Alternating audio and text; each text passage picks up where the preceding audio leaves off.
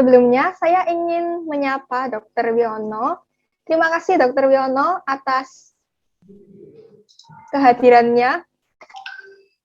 Ya, selamat siang semuanya. Terima kasih panitia. Baik, terima kasih dokter. Selanjutnya, kita akan melanjutkan sesi berikutnya, yaitu penyampaian materi ketiga dengan tema langkah pertolongan pertama pada orang mimisan. Materi ini akan dibawakan oleh Dr. Wiono. Pertama-tama, saya akan membacakan kurikulum vitae dari pembicara terlebih dahulu. Kurikulum vitae. Nama, Dr. Wiono Hadi, spesialis telinga, hidung, tenggorokan, bedah kepala, leher, konsultan. Berikut adalah riwayat pendidikan beliau. Yang pertama, Fakultas Kedokteran Universitas Indonesia Jakarta pada tahun 1991. Fakultas Kedokteran Universitas Erlangga Surabaya pada tahun 2000. Fakultas Kedokteran Universitas Brawijaya Malang pada tahun 2019. Konsultan rinologi pada tahun 2019. Berikut adalah riwayat pekerjaan beliau. Yang pertama, Rumah Sakit PHC Surabaya pada tahun 2001 hingga sekarang. Rumah Sakit Mitra Keluarga Waru pada tahun 2009 hingga sekarang. Dan dosen di Fakultas Kedokteran Universitas Katolik Widya Mandala Surabaya pada tahun 2011 hingga sekarang. Sekian kurikulum vitae pembicara. Sebelumnya untuk sesi ini, apabila ada pertanyaan terkait dengan materi yang disampaikan, teman-teman dipersilakan untuk mengirimkan pertanyaan melalui Google Form yang telah dikirimkan oleh panitia melalui chat Zoom. Kepada Dr. Wiono dipersilakan. Oke, baik. Ini saya share screen saya atau panitia ya?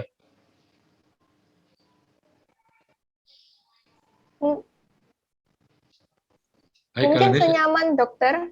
Baik, Dokter boleh share screen. Baik, saya share screen ya. Baik, terima kasih dokter.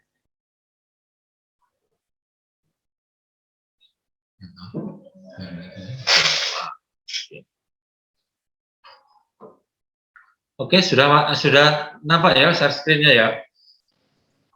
Masih loading dokter. Oke. Sekarang sudah tampak dokter. Oke, baik.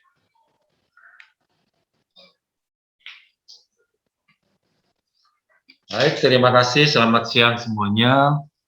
Pada siang hari ini saya akan menyampaikan materi tentang mimisan. Kita semua sudah saling tahu ya, mungkin dari kecil kita sudah tahu bahwa banyak orang yang mau mimisan. Apakah itu bayi, anak-anak, sampai orang tua. Dan mimisan ini merupakan suatu penyakit yang sudah biasa dan banyak diderita oleh masyarakat. Secara definisi bahwa mimisan itu adalah keluar darah dari hidung. Apapun sebabnya, kalau kita keluar darah dari hidung, kita sebut sebagai mimisan. Kemudian dapat terjadi pada semua usia, dan ini bisa merupakan kegawat daruratan di bidang THT. Dan terjadi bisa ringan sampai berat. Nah, saya bisa sampaikan kegawatan ini karena dalam kondisi-kondisi tertentu, mimisan ini bisa sangat berat. Artinya darah yang keluar itu bisa seperti air keran. Jadi ngocor, keras banget. Nah, kalau pasien-pasien dalam kondisi yang seperti itu tidak segera mendapat pertolongan yang baik, tentu orang ini akan kehabisan darah sehingga bisa mengancam jiwa. Nah, diperkirakan kira-kira sampai 60% populasi itu pernah mengalami mimisan. Ya, baik ringan maupun berat. Tapi memang rata-rata yang terjadi itu adalah mimisan yang ringan. Nah, kalau memang ringan, umumnya dapat berhenti sendiri. Tetapi 10% itu dalam data itu biasanya mencari pengobatan medis. Apakah itu ke dokter praktek, ataupun ke UGD, ke rumah sakit. Dan 5% itu memerlukan rawat inap. Jadi yang rawat inap ini biasanya kalau perdarahannya banyak, sulit dihentikan, sehingga perlu penanganan medis, sehingga pasien itu masih perlu di ikuti terus kondisinya sehingga perlu dirawat. Nah, sebelum kita membicarakan tentang anatomi mimes ini secara lebih lanjut, saya perlu memperkenalkan dulu mengenai sistem vaskularisasi atau sistem pembuluh darah yang ada di dalam rongga hidung. Karena mimisen ini tentu akan berkaitan dengan sistem pembuluh darah. Nah, di dalam rongga hidung ini ada 3 pembuluh darah besar. Sebenarnya ada 4, yang 1 dari bawah. Kemudian ada 5 yang lebih kecil, itu berasal dari bibir atas. Jadi ada 3 besar ini yang posisinya dari atas dan dari belakang. Yang pertama ini adalah yang atas depan, itu namanya arteri epimedalis, itu posisinya ada di hidung bagian depan atas. Kemudian dia lebih ke belakang sedikit, itu ada lagi yang dinamakan sebagai arteri epimedalis posterior, dan yang lebih besar lagi itu adalah arteri spinopalatina. Kemudian ada yang dari langit-langit mulut kita, dari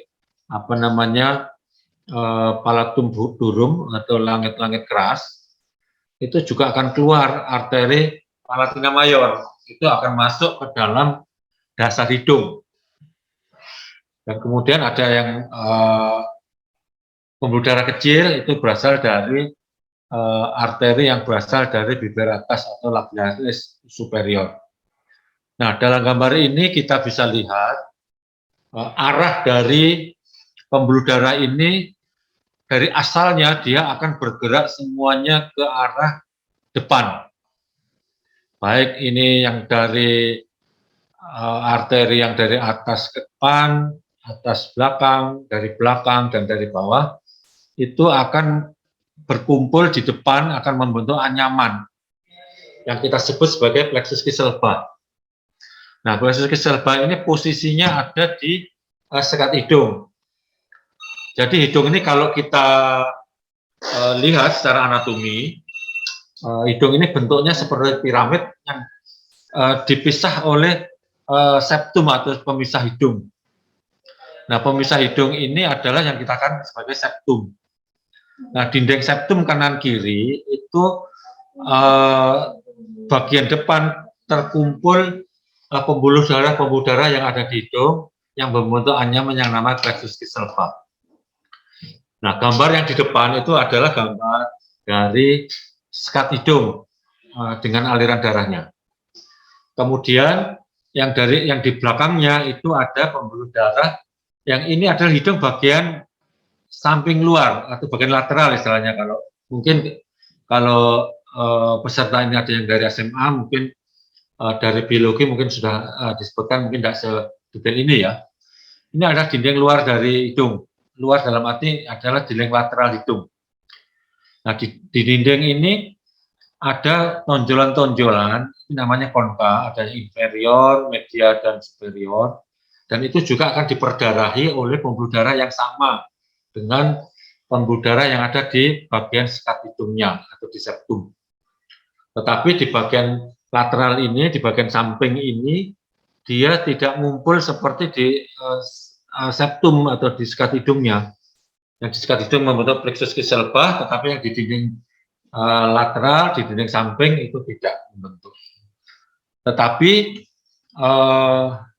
apabila terjadi perlukaan, jadi kalau tadi saya bilang bahwa mimisen ini adalah perdarahan yang berasal dari hidung, ini asalnya sebenarnya dari 5 pembuluh darah ini.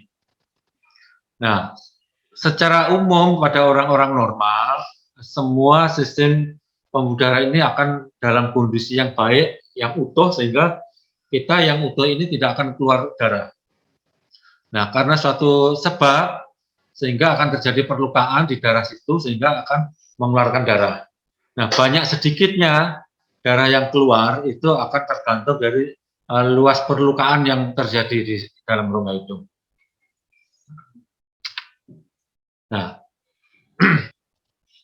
mimisen ini bisa dibagi menjadi dua bagian depan dan bagian belakang. Kenapa ini dibagi ini? Karena memang seringkali penanganannya beda. Kalau di bagian hidung bagian depan biasanya tidak terlalu berat, tetapi kalau di bagian belakang pada umumnya berat. Nah, kemudian penyebabnya apa? Nah, penyebab ini biasanya dibagi menjadi dua. Penyebabnya adalah lokal hidung atau penyebabnya umum. Umum ini istilah medisnya adalah sistemik. Nah, kalau lokal tentu ini hanya berasal dari perlukaan atau ada trauma yang ada di dalam lokal hidung. Penyebabnya adalah trauma. Yang paling banyak korek-korek hidung. Istilah sehari-harinya ini adalah kita sebut sebagai ngupil biasanya. Karena merasa ada kotor di hidung, sehingga kita korek-korek, kemudian selaput lendir yang di bawahnya ada pembuluh darah tadi itu terluka kecil, sehingga akan keluar darah. Kecelakaan lalu lintas cukup banyak, bahkan bersin terlalu keras pun bisa menyebabkan mimisan. Olahraga juga bisa, apalagi kalau misalnya ada trauma, kalau lagi berantem misalnya berkelahi, rame-rame berkelahi itu, hidung kepukul, ya itu bisa terjadi robekan di dalam rongga hidung yang menyebabkan robeknya pembuluh darah sehingga terjadi mimisan. Terus kemudian radang rongga hidung. Nah, radang hidung ini contohnya adalah pada orang-orang dengan pilek yang akut. Jadi orang lagi flu, kemudian bersin-bersin, kemudian sisik terlalu keras, nah itu radang ini juga bisa menyebabkan mimisan. Kemudian sebab lain adalah tumor. Nah, tumor ini memang seringkali menakutkan karena tumor-tumor ini adalah tumbuh daging di dalam rongga hidung. Nah, biasanya daging tumor ini mengandung pembuluh darah yang banyak. Kalau terluka sedikit aja biasanya perdarahannya banyak. Tetapi kalau pada yang tumor ini seringkali disertai dengan buntu hidung. Nah, terus kemudian yang penyebab umum, yang sistemik, itu pada umumnya adalah penyakit-penyakit darah yang sering. Contohnya hemofili, kemudian anemia aplastik, kemudian trombositopeni, leukemia, dan banyak sekali. Nah, pokoknya di sini adalah penyakit-penyakit darah yang berpengaruh pada sistem pembukaan darah. Pada hemofili, sistem pembukaan darahnya juga tidak berfungsi baik. Kemudian trombositopeni, karena trombosit ini adalah faktor pembukaan darah, karena dia jumlahnya kurang, dia juga akan bisa memicu perdarahan. Nah, memang pada sebab yang umum ini belum tentu ada luka seperti yang lokal. Kalau yang lokal pada umumnya ada luka. Tetapi kalau pada yang umum belum tentu ada. Seringkali dia ngerembes saja. Yang kita tidak tahu sebabnya dari mana. Cuma kelihatan merembes. Terus kemudian penyakit kardiovaskular. Penyakit kardiovaskular ini adalah penyakit pembuluh darah. Contohnya di sini adalah tekanan darah tinggi atau hipertensi. Nah, kalau mimisen akibat dari tekanan darah tinggi, ini perdarahannya sangat hebat. Dan biasanya diderita oleh orang tua. Sekitar di atas 60 tahun itu yang sering sekali terjadi. Nah, waktu pasien datang, biasanya perdarahannya banyak. Waktu ditensi, ternyata pekan darahnya 200/110 misalnya. Nah, itu bisa menyebabkan mimisen yang jumlahnya sangat banyak. Terus kemudian infeksi-infeksi sistemik. Nah, ini yang paling banyak diketahui oleh masyarakat, itu salah satu contohnya adalah demam berdarah. Nah, demam berdarah ini memang kalau misalnya kita entah keluarga, entah teman, entah tetangga, entah saudara, kalau misalnya demam beberapa hari kemudian disertai mimisen, memang kita patut curiga apakah itu demam berdarah atau enggak.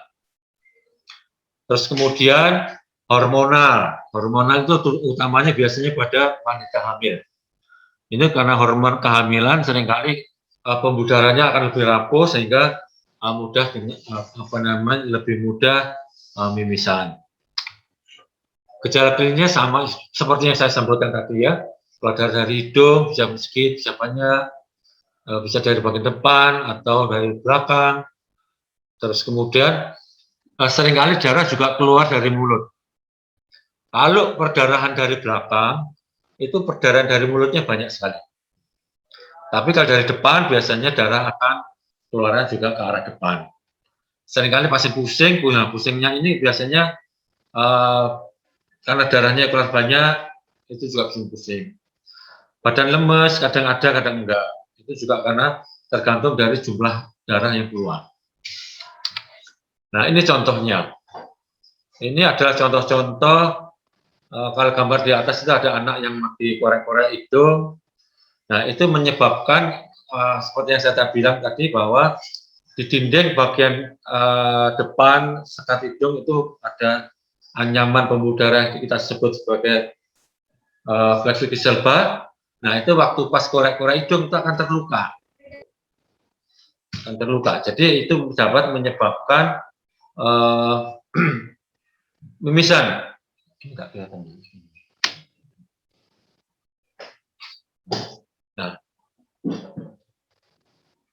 Nah, seperti ini jadi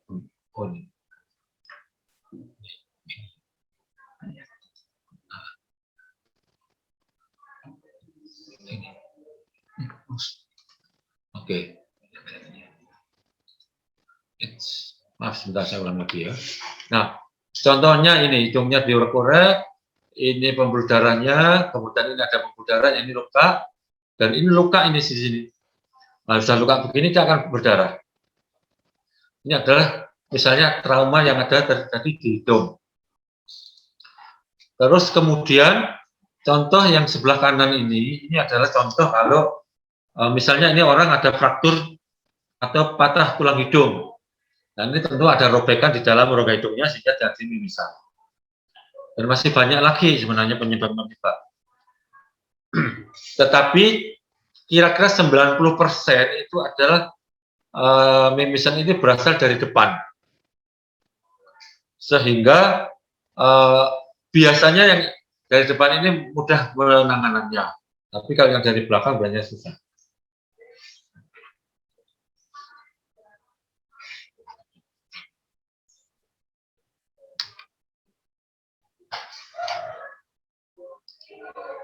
Nah, terus kemudian contoh ini tumor. Ini ada rongga hidung semuanya. Ya, ini ada tumor ini. Nah, tumor ini kalau kesenggol gitu aja, dia akan berdarah. Nah, kadangkala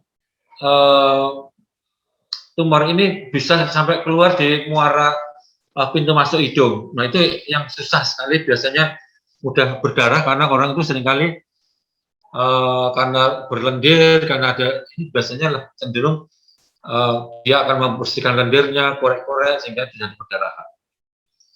Nah, terus kemudian yang sebelah kanan ini adalah gambar ini tumor atau kanker yang berasal dari nasofaring. Nasofaring itu adalah dinding belakang dari hidung dan dinding paling atas dari tenggorok, pertemuan dari hidung dan tenggorok. Nah, di situ seringkali ada tumor atau kanker ya di situ. Nah, itu kalau terluka perdarahannya hebat sekali. Nah, itu darah bisa keluar lewat hidung atau keluarnya lewat tenggorok. Kalau memang seperti ini, yang tenggorok lebih banyak. Seperti gambar sketsa di atasnya ini adalah nasofaring, ada tumor di situ. Kalau ada luka di situ, tentu ini akan terjadi perdarahan yang sulit dihentikan. Nah, yang model-model begini ini harus memang datang ke rumah sakit, nggak bisa ditangani sendiri di rumah. Kemudian hipertensi atau penyakit darah tinggi. Nah ini juga, nah ini seringkali pada orang tua. Ini contoh misalnya pada kasus ini, orang ini tensinya 189, bawahnya 105. Nah itu bisa terjadi perdarahan dan sangat banyak. Nah pengobatannya memang kalau sudah seperti ini harus segera ke rumah sakit, karena tidak mungkin ditangani di rumah. Nah ini contohnya demam berdarah tadi, ya demam berdarah waktu setelah kena infeksi nyamuk ini, pasien akan demam, kemudian akan terganggu sistem pembukaan darahnya, akan terjadi trombositnya yang turun, sehingga dia akan mudah berdarah. Kemudian ibu hamil juga demikian, karena pengaruh hormon, dia akan mudah terjadi mimisan. Nanti biasanya setelah anak lahir, ibu ini akan normal kembali, karena berangsur-angsur hormonnya akan normal kembali sehingga dia tidak akan mimisan lagi. Nah, penanganannya bagaimana? Yang pertama, jangan panik. Ini yang memang susah seringkali ya. Susah karena biasanya apalagi pada anak-anak. Ada mimisan sedikit, orang tuanya panik, ribut. Anaknya jadi takut, jadi nangis. Nah, anak nangis, perdarahannya tambah banyak. Jadi, sarannya di sini adalah jangan panik. Yang kedua, posisi duduk sedikit menunduk, seperti gambar ini. Nah, seperti gambar ini. Kalau misalnya dia harus tengadah gitu, itu tidak betul. Nanti perdarahannya akan banyak masuk ke tenggorokan. Nah, memang pada yang menunduk ini, kalau jumlahnya banyak, memang dia akan ngocor netes. Cuma ini tidak perlu takut, karena di sini dia tidak akan masuk ke dalam. Kemudian kalau misalnya pasien itu pengen tidur, itu juga tidak boleh.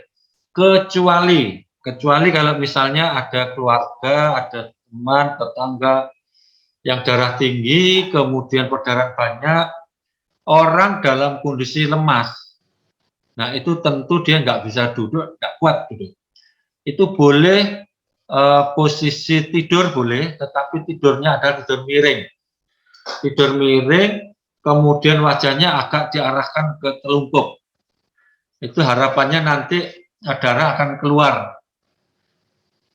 Gitu. Nah, terus kemudian setelah itu baru kita sisi. Sisi itu apa ya bahasa Indonesianya ya? Ya sisi ya, keluarkan ingus. Seperti orang keluarkan ingus itu. Jadi sisi kemudian tujuannya untuk mengeluarkan gumpalan darahnya. Nah, setelah gumpalan darahnya keluar, hidung dipencet seperti pada gambar di bawah ini. Yang dipencet adalah bagian bawah ya, bukan bagian yang saya kasih silang ini adalah yang keliru. Karena yang dipencet adalah tulang hidungnya. Kalau tulang hidung dipencet itu tidak akan berpengaruh apa-apa. Sehingga itu tidak akan menimbulkan tekanan pada rongga hidung. Yang benar adalah bagian yang di depan itu adalah, nah setelah nanti hidung itu dipencet, tentu dia akan menekan pembuluh darah yang terluka tadi, dan itu ditunggu 10-15 menit. Ini memang lama waktunya. Kenapa sampai 15 menit? Ini kita sesuaikan dengan faktor pembekuannya. Nanti biasanya untuk bisa beku itu kurang lebih sampai 12 menit. Jadi 15 menit lebih baik. Nah, terus bagaimana kalau ini nanti anak-anak? Memang betul, tetap anak-anak tetap dipencet. Tetapi sebelum dipencet, anak ini diminta untuk membuka mulut. Waktu hidung dipencet sehingga nafasnya lewat mulut. Nah, kita tunggu kira-kira 15 menit. Dan kalau ini nanti terjadi di rumah atau di tempat-tempat yang bisa ada es batu misalnya, bisa air es misalnya, itu bisa ditambahi dengan setelah sambil kita pencet, bisa punggung hidungnya bisa dikompres pakai es. Bila tidak teratasi, silakan ke dokter. Nah, ini memang kita hanya bicara tentang pertolongan pertama. Nanti kalau pasien-pasien yang mimisan ini dibawa ke rumah sakit, banyak sekali yang bisa dilakukan. Misalnya kita pasang tampon, tampon itu adalah kita sumbat hidungnya sesaat, kasih obat, kemudian kalau kita sudah tahu sumber badan dari mana, kita olesi obat, kita istilahnya dibakar, dikaustik, ya, itu karena sumber apa namanya lukanya, perdarahannya diolesi obat seperti dipatri gitu. Kalau ada panci bocor, dipatri istilahnya supaya diberhenti. Tapi kalau itu tetap belum bisa, nah itu hidung disumbat full sampai perdarahan berhenti. Kemudian kita tunggu sampai 3 hari, kita evaluasi. Nah, kalau misalnya perdarahannya banyak, itu harus langsung dipasang tampon. Tidak perlu melalui step by step, tapi langsung tampon. Kemudian pasien itu biasanya kita periksa kondisi keadaan umumnya, sehingga nanti pengobatannya disesuaikan dengan kelainan yang kita dapat. Oke, ini yang bisa saya sampaikan. Mungkin ada pertanyaan, silakan. Silakan, ini saya kembalikan ke moderatornya. Ya, terima kasih Dr. Wiono. Sepertinya pertanyaan sudah terkumpul semuanya. Saya akan mulai membacakan pertanyaan yang terkumpul. Silakan. Ya, pertanyaan pertama berasal dari saudara Daniel Tanto. Mungkin bisa bantu di spotlight. Pertanyaannya adalah, mengapa ada orang yang sangat sering mimisan, seperti kecapean sedikit sudah mimisan, sedangkan ada juga orang yang tidak pernah mimisan hingga besar? Faktor apa yang sebenarnya mempengaruhi hal tersebut? Baik, mungkin sambil nunggu saya sampaikan bahwa memang betul bahwa mimisan itu bisa terjadi oleh siapapun dan kapanpun. Dan memang kenapa orang yang satu ini kok sering mimisan, yang lain kok nggak pernah? Itu memang banyak hal yang berpengaruh. Yang pertama memang di dalam rongga hidung itu ada yang selaput lendir, namanya mukosa. Ada orang-orang yang mukosanya gampang terluka, itu ada. Atau mukosanya lebih tipis. Tuh. Terus kemudian pada pasien-pasien atau orang-orang yang memiliki pilek kronis, itu seringkali juga. Nah, terus kemudian bisa juga orang-orang ya itu saya kembali ke depannya tadi, kalau mukosanya lebih tipis, pembedahannya lebih tipis, itu mudah sekali. Contohnya misalnya kalau dia hanya olahraga, gitu, mimisan, tidur, mimisan, itu memang bisa. Terus kemudian tadi kalau ada pilek kronis, itu juga akan mudah. Utamanya yang paling banyak di masyarakat adalah pilek alergi. Itu juga bisa menyebabkan mudah terjadi mimisan. Biasanya pada orang-orang dengan rins alergi, seringkali dia gosok-gosok hidung, kemudian karena gatel digosok-gosok, kemudian bisa juga dia korek-korek karena kadang seringkali ada lendir yang mengeras di situ menjadi upil atau krusta, sehingga dia perlu membersihkan. Itu. Itu yang mungkin jawabannya. Bagaimana saudara Daniel? Apakah jawabannya sudah memuaskan? Ya, terima kasih dokter. Baik, terima kasih dokter. Maka saya akan lanjutkan ke pertanyaan selanjutnya. Ada pertanyaan dari Shannon Lineta. Izin bertanya, bagaimana penanganan pasien hemofilia yang terkena mimisan dan darah tidak kunjung berhenti? Baik. Itu penanganan pertama pada kondisi di rumah, tetap seperti tadi, jangan panik, duduk sementara sedikit menunduk, disisihkan keluar, kemudian dipencet hidung. Kita tunggu sambil kemudian dikompres es. Nah, kita tunggu 15 menit, kalau tidak teratasi ke rumah sakit. Nah, biasanya di rumah sakit langsung ditampon istilahnya. Ditampon itu hidungnya disumbat. Nanti ada bahan khusus untuk nyumbat hidung. Dalam hal ini contohnya adalah dia bentuknya seperti spons. Dimasukkan dalam rongga hidung, kemudian kalau dia kena darah atau disemprot air sedikit, dia akan mengembang sehingga dia akan menyumbat hidung. Atau dipasang tampon menggunakan kasa yang diberikan salep vaselin boleh, borsalep boleh. Itu kita masukkan ke dalam rongga hidung sampai penuh, sampai darah itu berhenti. Kemudian ditunggu sampai 3 hari, tamponnya kita lepas pelan-pelan, kalau nanti sudah berhenti ya sudah. Dan biasanya nanti di rumah sakit hemofilia ini karena ada gangguan di sistem pembekuannya, biasanya akan ditransfusi sistem pembekuan. Seperti itu. Kalau yang di rumah ya semuanya dia ada seperti ini penanganannya. Jangan panik, duduk sedikit menunduk, sisi. Nah, kenapa harus disisihkan? Karena kalau misalnya darah yang menggumpal di dalam hidung itu masih banyak gumpalan, itu seringkali malah nggak bisa berhenti. Itu akan memicu perdarahan yang lebih banyak. Makanya harus dikeluarkan dulu.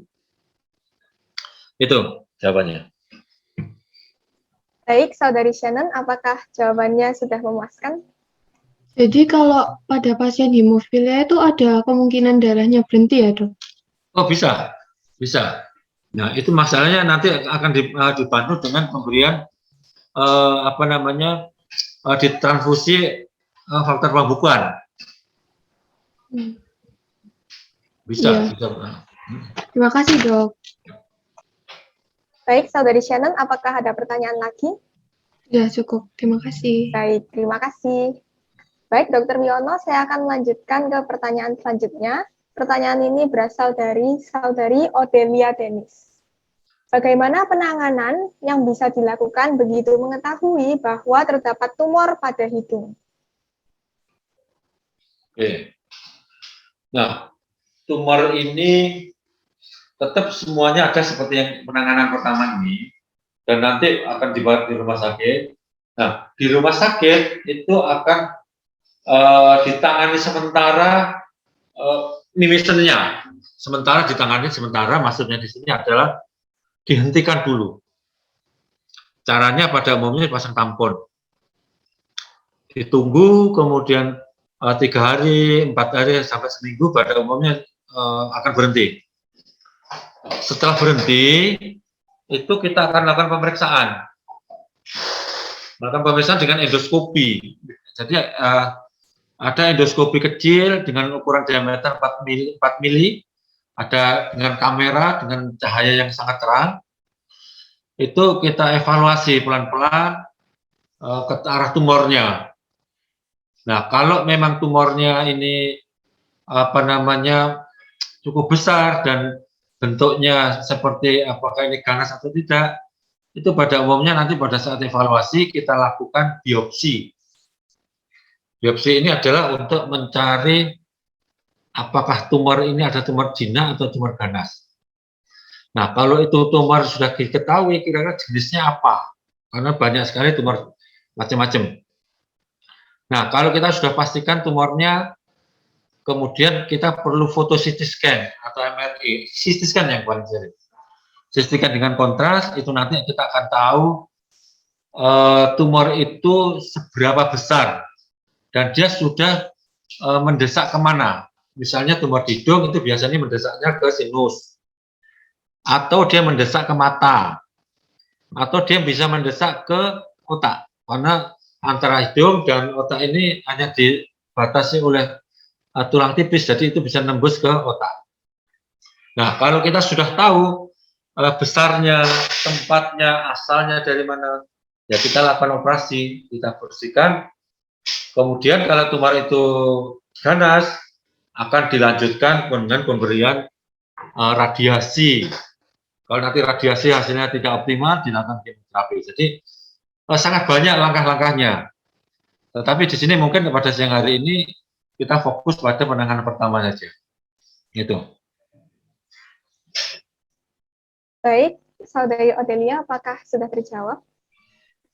Dok, mau tanya lagi, adanya tumor ini apakah juga bisa terjadi komplikasi? Jadi nggak cuma mimisan, apakah bisa kayak menghambat pernafasan atau bagaimana gitu? Oh iya, betul. Pada tumor, itu yang bisa menyumbat hidung, itu kalau tumornya besar dan sudah penuh di rongga hidung. selama tumornya belum memenuhi rongga hidung, biasanya dia nggak akan buntu hidung, dan biasanya nafasnya tidak masalah. Tetapi seringkali yang jadi masalah itu bukan tumornya, tetapi sekretnya. Seringkali pada orang dengan tumor di hidung itu mengeluarkan lendir yang banyak, sehingga dia juga ikut membuntu hidungnya. Oke. Ya, terima kasih dok. Baik, apakah ada pertanyaan lagi dari saudari Odelia? Nggak, sudah cukup. Terima kasih. Oke. Baik, terima kasih. Sampai jam berapa saya ini? Tersisa sekitar 3 menit lagi, dokter. Oke, Mungkin baik, sempat yuk. untuk satu pertanyaan lagi ya. Ya, silakan. Baik, pertanyaan ini berasal dari Ferdinand. Jika ada wanita berusia 40 tahun ke atas, terkadang mimisan sebulan sekali, sudah cek lab, darah, semuanya normal. Kira-kira apa penyebabnya ya, dok? Apakah ada pengaruh hormonal atau kelelahan? Oke, baik. Mengenai penyebab tadi, itu ada satu yang belum saya sebutkan memang. Itu yang kita sebut sebagai penyebabnya idiopatik. Idiopatik itu memang kita sudah cari apa-apa, semuanya nggak ketemu. Cuma waktu pas kita periksa, memang ada darah rembes gitu aja. Jadi periksa darah, kondisinya normal, anatomi normal, hormon normal, semuanya normal, terus tekanan darah juga normal. Nah, itu yang kita sebut sebagai idiopatik. Itu cukup banyak di masyarakat. Gitu. Kita memang nggak tahu sebabnya apa. Nah, pada yang seperti ini ya kita berikan obat-obat atau mungkin ditampon kalau jumlahnya banyak untuk menghentikan itu. Kalau gitu penanganannya apa ya dok? Apakah dengan vitamin-vitamin untuk mempertebal pembuluh darah begitu atau apa ya dok?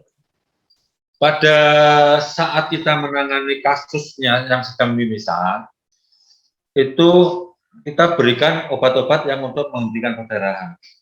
Contoh asam tranexamat itu, nah itu untuk menghentikan perdarahan. Kemudian pasang tampon bila perlu. Nah, pemberian vitamin-vitamin boleh. Terus kemudian mencegah jangan sampai memanipulasi hidung. Itu. Kalau untuk mempertebal mukosa misalnya itu tidak ada ya, tidak ada. Tetapi kalau untuk mencegah kalau orang ini suka mimisan karena pilek, ya kita obati pilek. Gitu. Baik, terima kasih dokter atas jawabannya. Baik, apakah Ferdinand memiliki pertanyaan lagi? Tidak, sudah cukup. Terima kasih.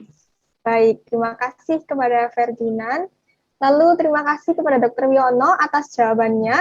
Dikarenakan keterbatasan waktu, maka saya akan mengakhiri sesi tanya jawab kali ini. Sekali lagi, saya mengucapkan terima kasih sebanyak-banyaknya kepada Dr. Wiono. Oke, baik. Terima kasih ya. Semoga apa yang saya sampaikan bermanfaat.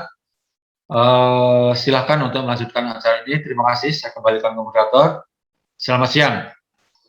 Baik, selamat siang dan terima kasih Dr. Wiono.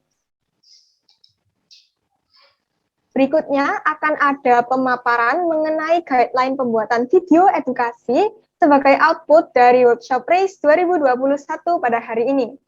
Kepada Saudari Aileen dipersilakan. Baik, terima kasih kepada Saudari Felis. Selamat siang teman-teman. Berikut akan saya bacakan mekanisme perlombaan sebagai output dari acara hari ini. Next. Oke, yang pertama, timeline kegiatan.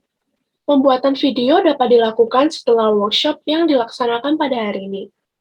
Untuk deadline pengumpulan video, yaitu pada tanggal 20 November 2021, dan pengumuman pemenang akan diumumkan pada tanggal 27 November 2021. Next. Selanjutnya yaitu syarat dan ketentuan peserta lomba. Peserta lomba merupakan siswa-siswi SMA sederajat di seluruh Indonesia, yang dibuktikan dengan melampirkan kartu pelajar. Peserta wajib mengisi dan mengumpulkan lembar orisinalitas. Peserta lomba wajib terlebih dahulu mengikuti workshop yang berlangsung pada hari ini. Peserta mengikuti lomba video edukasi secara individu atau kelompok, di mana setiap kelompok beranggotakan 2 hingga 3 siswa. Video edukasi yang dikirim merupakan karya asli atau original, yang belum pernah diikutsertakan pada perlombaan apapun dan belum pernah dipublikasikan di media apapun. Video edukasi diunggah di Instagram masing-masing peserta. Apabila berkelompok, diperkenankan untuk diunggah pada salah satu perwakilan kelompok dalam bentuk IGTV. Next. Peserta wajib menggunakan caption sebagai berikut. Untuk caption, dapat disalin melalui Guideline Race 2021.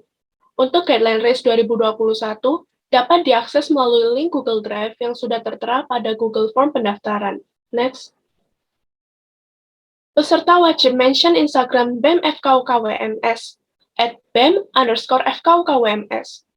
Peserta wajib untuk follow Instagram BEM FKUKWMS, karena pemenang akan diinformasikan melalui Instagram BEM FKUKWMS. Akun Instagram tidak boleh di-private selama proses penilaian. Segala bentuk kecurangan dan plagiarisme akan berakibat pada diskualifikasi atau pembatalan juara. Hasil video edukasi dikumpulkan melalui Google Form yang nanti akan dikirimkan oleh panitia. Next. Peserta diwajibkan mengisi lembar orisinalitas disertakan materai Rp10.000. Lembar orisinalitas dapat diunduh pada link Google Drive berikut. Bagi para peserta, kami perbolehkan untuk meng-screenshot link tersebut terlebih dahulu. Baik, akan saya lanjutkan. Lembar orisinalitas dikumpulkan bersamaan dengan pengumpulan karya video melalui Google Form. Lembar orisinalitas wajib di-print, diisi dengan tulisan tangan, dan kemudian di-scan. Next. Panitia berhak mengubah atau menambah peraturan yang dibuat demi ketertiban dan kelancaran jalannya kegiatan. Keputusan Dewan Juri dan Panitia bersifat mutlak dan tidak dapat diganggu-gugat. Next. Selanjutnya yaitu ketentuan pembuatan video. Isi video harus sesuai dengan tema dan subtema yang telah dipilih. Ketentuan video. Untuk durasi video adalah selama 5-10 menit. Untuk orientasi video yaitu landscape atau horizontal. Video memuat judul, nama anggota kelompok, logo RES 2021, logo Badan Eksekutif Mahasiswa Fakultas Kedokteran Universitas Katolik Widya Mandala Surabaya, logo Fakultas Kedokteran Universitas Katolik Widya Mandala Surabaya, dan logo Universitas Katolik Widya Mandala Surabaya. Logo dapat diunduh melalui link Google Drive berikut. Bagi para peserta, kami beri kesempatan untuk men-screenshot terlebih dahulu. Next. Nama peserta yang tercantum dalam formulir pendaftaran harus sesuai dengan nama peserta yang tercantum di dalam video. Panitia juga memiliki hak dan wewenang untuk mempublikasikan setiap karya peserta dengan tetap mencantumkan nama pesertanya. Video dilarang mengandung unsur sara, pornografi, atau gambar dan tulisan yang melecehkan atau mengintimidasi suatu kaum, agama, serta bangsa tertentu. Tidak menggunakan elemen yang melanggar hak cipta dan etika. Tidak mewajibkan semua peserta yang berkelompok berada dalam satu frame yang sama. Next. Yang terakhir yaitu mekanisme penilaian lomba. Seluruh karya yang dikumpulkan melalui Google Form akan melalui proses penjurian untuk menentukan 3 pemenang, dan pemenang akan diumumkan melalui akun Instagram BEM FKUKWMS. Para pemenang akan menerima e-sertifikat dan hadiah. Next. Berikut adalah tabel kriteria penilaian video edukasi RACE 2021. Next. Untuk semua informasi mengenai RACE 2021 dan mekanisme perlombaan yang telah saya bacakan, dapat diakses kembali melalui link Google Drive yang sudah tertera pada Google Form pendaftaran RACE 2021. Sekian pemaparan mekanisme perlombaan RACE 2021. Dan apabila ada pertanyaan, dipersilakan untuk dapat langsung melakukan raise hand terlebih dahulu.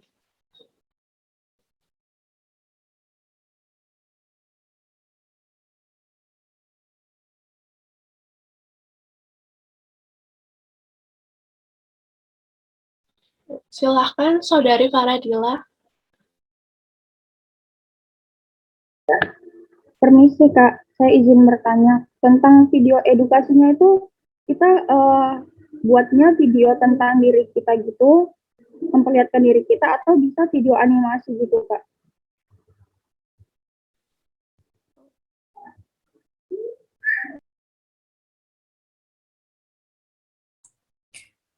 Eh, Halo Faradila, mungkin saya izin menjawab. Untuk konsep bentuk videonya ini dibebaskan sekreatif kalian sendiri, boleh animasi, boleh drama, dan lain-lain. Dipersilahkan seperti itu. Apakah menjawab? Baik Kak, terima kasih Kak. Terima kasih.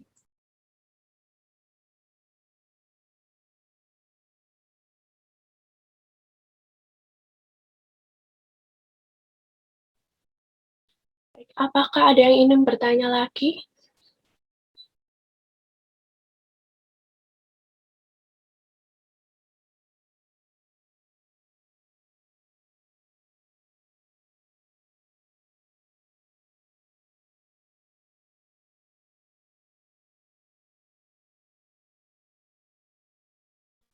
Baik, jika tidak ada, saya kembalikan kepada MC. Terima kasih. Baik, terima kasih kepada Saudari Aileen atas pemaparannya. Selanjutnya, acara akan ditutup dengan doa.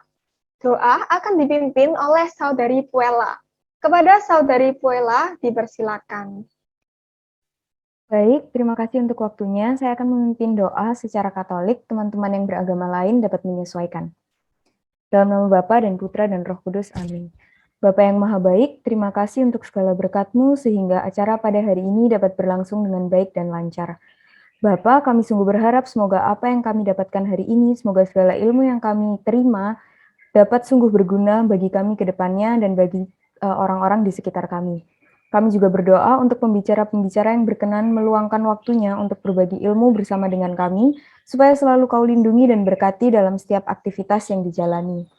Seluruh doa ini kami sampaikan melalui perantaraan-Mu, Yesus Kristus. Amin. Dalam nama Bapa dan Putra dan Roh Kudus. Amin.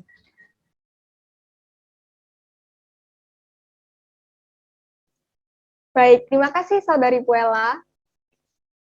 Kami mengucapkan terima kasih atas perhatian dan kehadiran teman-teman sekalian dalam acara ini. Saya mewakili seluruh panitia dari kegiatan RACE 2021, memohon maaf apabila dalam penyelenggaraan acara ini ada hal-hal yang kurang berkenan di mata teman-teman. Akhir kata, saya Felis Audrisia pamit undur diri. Selamat siang dan salam Widya Mandala.